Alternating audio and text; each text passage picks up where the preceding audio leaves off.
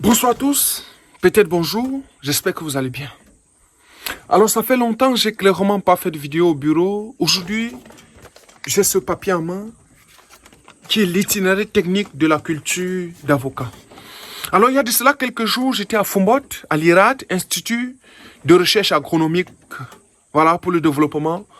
Je suis allé pour prendre l'itinéraire technique de la culture d'avocat parce que je me suis dit, tiens, l'itinéraire que je donne souvent à mes clients qui achètent des plantes chez moi, oui, peut ne pas être suffisant. Allez, tiens, il faut aller voir le ministère de recherche scientifique qu'on appelle le MINRESI au Cameroun pour m'accrocher et dire, tiens, même si on est privé, il faut qu'on se rapproche des structures étatiques.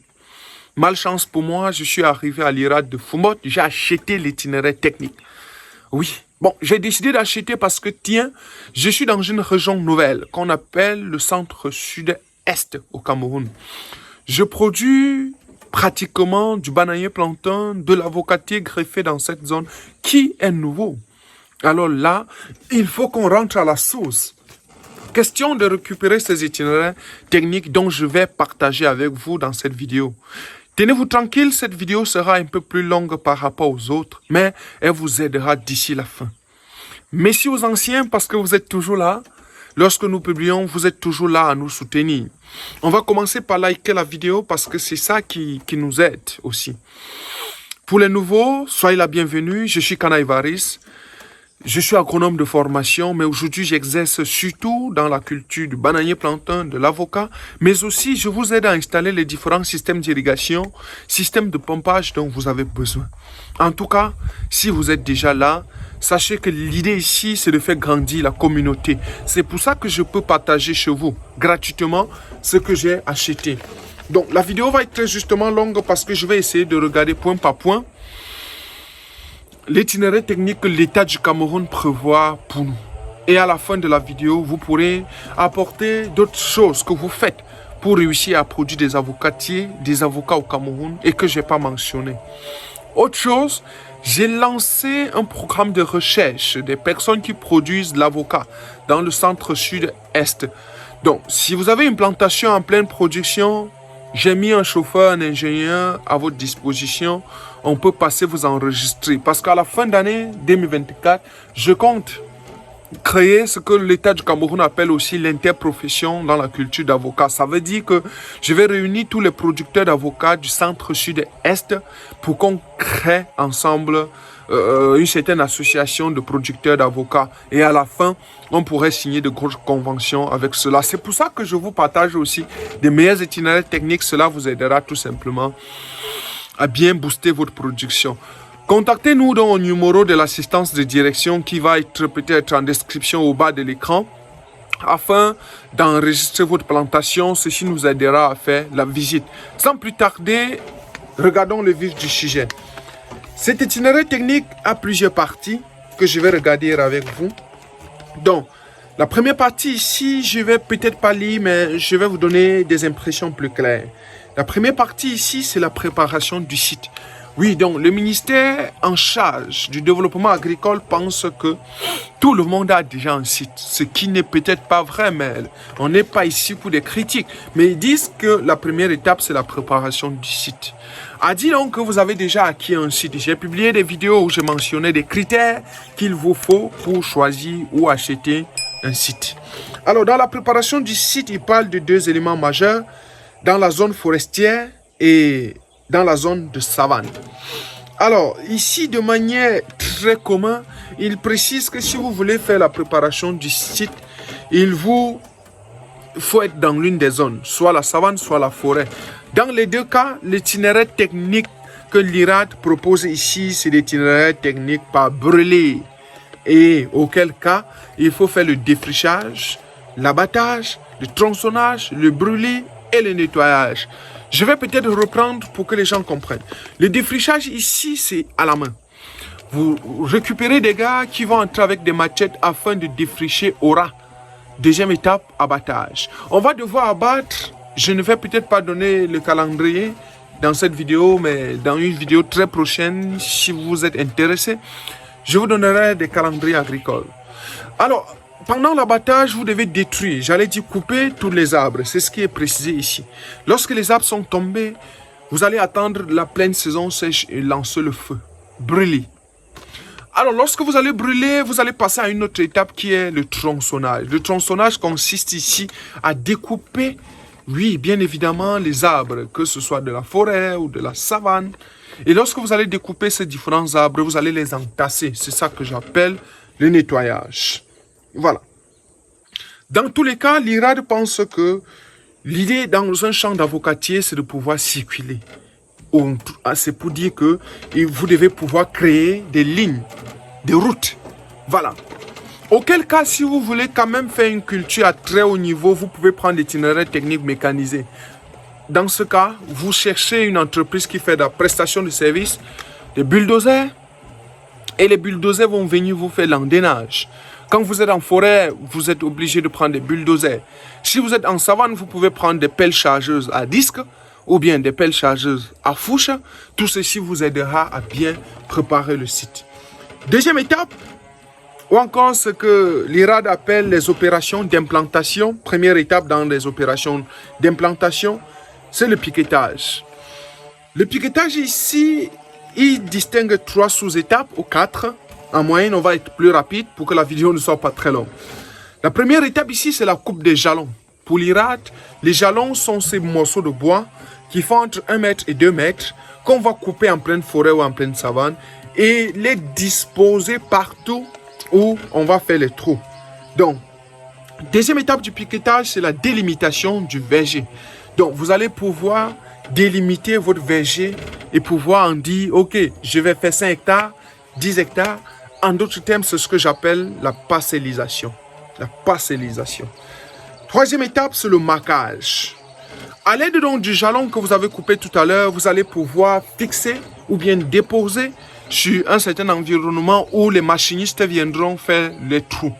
Ou encore les troueurs, ça peut être à la main pour tout vous dire. Voilà. Donc c'est ça le marquage. Voilà, donc le marquage c'est ça. Deuxième étape. Après le piquetage, c'est la trouaison. L'IRAD, Institut de recherche agronomique pour le développement, je lis ici, prévoit faire des trous de 3 dimensions, soit la largeur, la longueur et la profondeur. Pour tout vous dire, l'IRAD pense que vous devez faire un certain carré de côté 60 cm, c'est-à-dire 60 cm de large, 60 cm de long et 60 cm de profondeur. Je ne suis pas ici pour contredire ce que l'IRAD dit, mais l'IRAD dit que vous devez faire ces dimensions au moins, mais au plus, 1 mètre de large, 1 mètre en longueur et 1 mètre en profondeur, suivant la structure du sol. Alors, qu'est-ce qu'il faut comprendre par là? Ce qu'il faut comprendre, c'est que nous sommes en pleine savane. Je reprécise. Ici, c'est l'itinéraire technique que j'ai pris à l'IRAD de Foumbot. Et pour tout dire, Foumbot, c'est un arrondissement de la région de l'Ouest Cameroun, situé dans le département du Noun. Alors, à Foumbot, par exemple, ou bien globalement à l'Ouest, on est dans des zones de savane. La caractéristique majeure des sols de savane, c'est que le sol est dur. Le sol étant dur ne favorise pas le développement racinaire. Pour tout vous dire, il faut faire des gros trous pour enfin permettre aux racines des plantes du verger de pouvoir bien se développer. Jusqu'ici, j'espère que les nouveaux sont satisfaits. Merci parce que vous nous suivez jusqu'ici. Merci parce que vous comptez sur le développement de notre pays. Merci aussi parce que vous croyez en l'agriculture, à l'élevage et au développement rural. Troisième étape, c'est le rebouchage. Ici, pour tout vous dire, l'IRAD prévoit la fertilisation de fond, c'est-à-dire les fientes. Ah oui. L'IRAD pense que vous devez mettre 2 kg de fientes par trou. Parce que les trous ont été de 60, au moins, au plus, 1 mètre. Vous devez mettre 2 kg de fientes bien sèches. Il s'agit ici des fientes de poules pondeuses. 2 kg. Ou encore de compost bien décomposé. C'est-à-dire l'équivalent d'un seau de 5 litres par trou. Les gars, là on est dans des itinéraires techniques du gouvernement camerounais. Pas de critique à la fin de la vidéo, je pourrai apporter mon avis. 5 litres de fiente par trou. Ok. Que l'on mélangera bien évidemment avec la terre de surface pour tout vous dire. Ok. Notez bien. Délai avant plantation, 3 semaines à 1 mois, suivant la saison humide. Est-ce qu'on se comprend? C'est-à-dire, vous faites le trou. Vous fertilisez, vous attendez 3 semaines à 1 mois avant de planter. Pourquoi l'IRAD pense à ça? L'IRAD pense de manière majeure qu'il faut attendre que l'humidité ou encore l'eau d'arrosage ou de la pluie désactive la chaleur de la fiente. Parce que pour tout vous dire, si vous déposez une plante sur 5 litres ou encore 2 kilos de fiente, alors la chaleur va détruire les racines et vos plantes mourront tous. Si vous optez donc pour cet itinéraire technique, assurez-vous de bien arroser les fientes, les mélanger avec la terre de surface avant de procéder au rebouchage. Le rebouchage ici, c'est fermer la plante, c'est-à-dire mettre la terre. Si l'IRAD ne l'a pas dit, je préfère vous le dire. Vous allez reboucher le trou et laisser en moyenne 5 à 10 centimes pour le stockage de l'eau. De sorte que s'il pleut aisément, l'eau va pouvoir se stocker afin de continuer à humidifier le trou et donc d'humidifier, pour tout vous dire, les plantes. Opération de mise en place de la plantation. C'est-à-dire, comment faire le planting? Première étape, attention, peut-être le rebouchage ici pour l'IRAD, c'est pas la même chose que j'explique. Donc le rebouchage, c'était tout simplement de ramener une certaine quantité de terre dans le trou. Donc en réalité, la trouaison étant très profonde pour l'IRAD, c'est tout simplement pour créer de l'environnement ameubli ou bien meuble pour les plantes.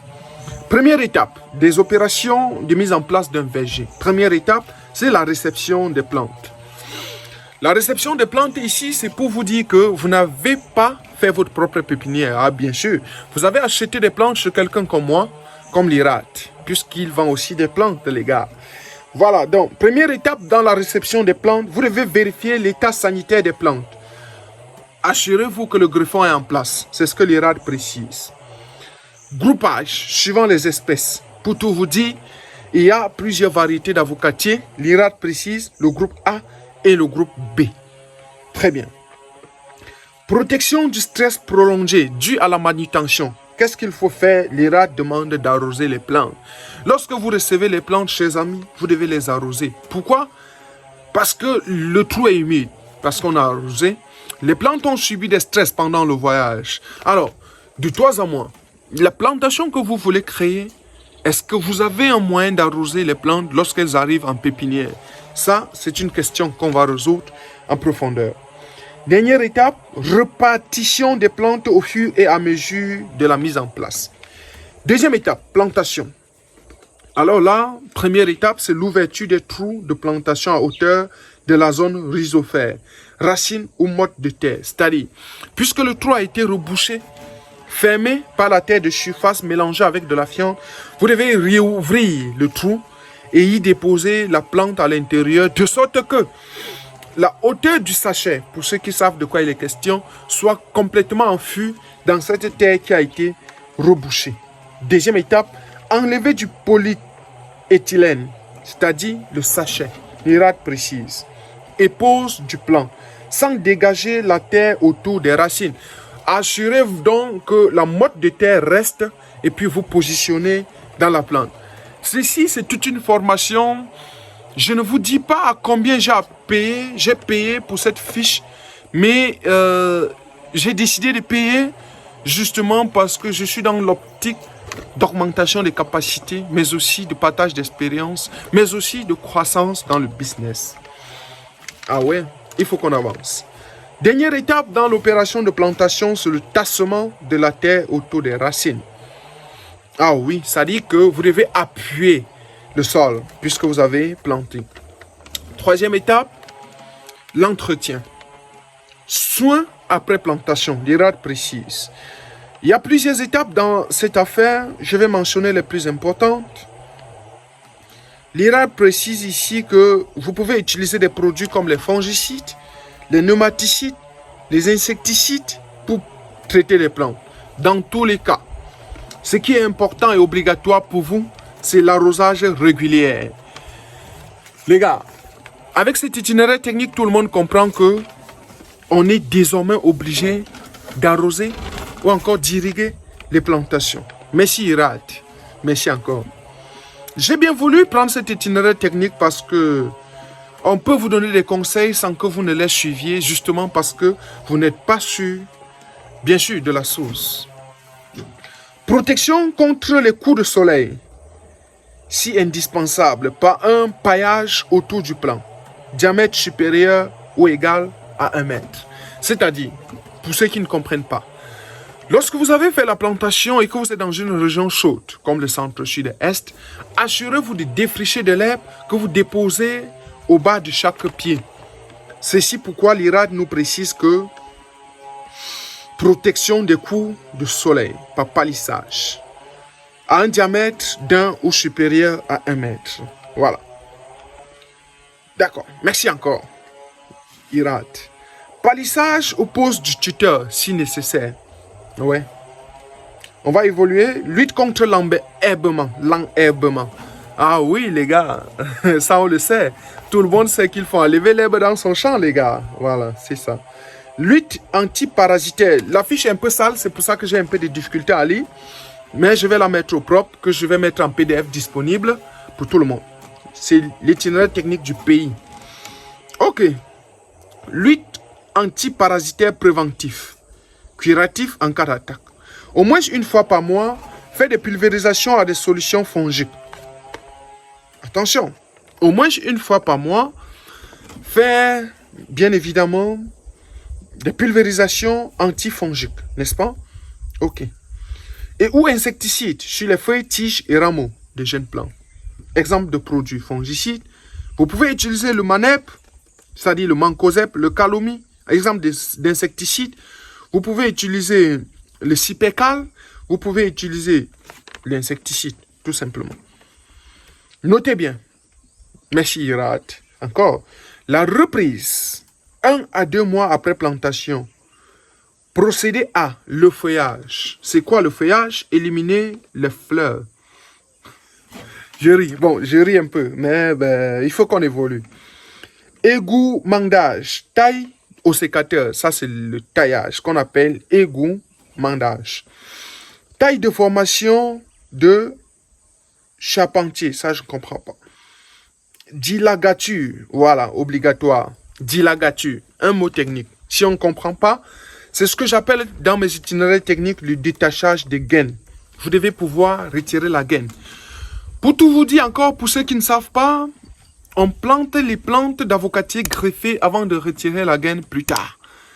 Pour ceux qui disent qu'on vous a vendu des jeunes plantes dont la gaine n'est pas encore détachée, attention à vous. Il faut faire la déligature plus tard. 1 à 2 mois. Je le fais à 45 jours pour être simple. Notez bien encore. Voilà, bon, on va passer à la fertilisation. Je crois que là, il n'y a plus de choses intéressantes. Fertilisation. Apport de fumier ou fiente. 2 kg par arbre à la plantation et à l'entrée en production. Puis tous les 3 ans. Je reprends. Apport de fumier. 2 kg par arbre à la plantation et à l'entrée en production. Puis tous les 3 ans. Fumier minéral, c'est-à-dire des engrais minéraux, tous les ans et pendant 5 ans. 2. Fumier NK. Là, ils ne mettent pas de P. P, c'est le potassium. Peut-être à la fin de cette vidéo, je ferai une vidéo plus synthétique plus tard pour ceux qui aiment le résumé et pour ceux qui sont trop pratiques. Donc, N et K. Où N représente 20 à 40% de fertilisation. C'est-à-dire qu'on n'a pas besoin de potassium. Irad. Wow. Exemple. 12-6-20. Pour tout vous dire, le 12-6-20 contient 12 kg d'azote, 6 kg de phosphore et 20 kg de potassium. C'est-à-dire qu'on a besoin du P, mais à faible quantité. À moins que l'IRAD veut nous dire qu'il n'existe pas des engrais NK sur le marché. Évoluons. 500 g par arbre, c'est-à-dire demi-kilo par an, en 2 apports fractionnés, début et fin de saison. C'est-à-dire pour le cas du Cameroun, avril et octobre. Très bien. Début et fin de saison de pluie, enfui par griffage. Couronne autour de la plante. Ça, c'est le griffage. Urée, 200 grammes. Plus le sulfate de potassium, 300 grammes par arbre par an. Également fractionné. Total, 500 grammes encore d'urée plus le sulfate de potassium ou de potasse. On évolue. Ça, c'est par arbre par an. Donc, au final, 1 kg par arbre par an.